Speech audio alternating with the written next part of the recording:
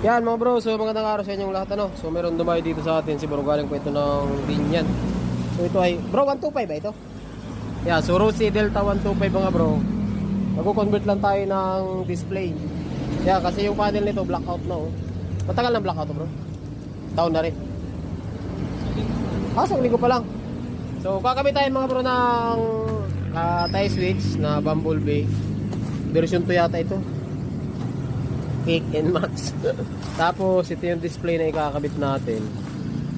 Yan mga bros, hindi na ako gagawa ng video dito ano, kasi mahabang video po ito. Tapos brake master front, ano to, brake fluid. Yan. So abangan nyo na lang mga bro yung video. So gagawa natin to ng malupit. Ito naka-convert na rin naman sa ano mga bro, naka Honeywell switch na siya. Yan.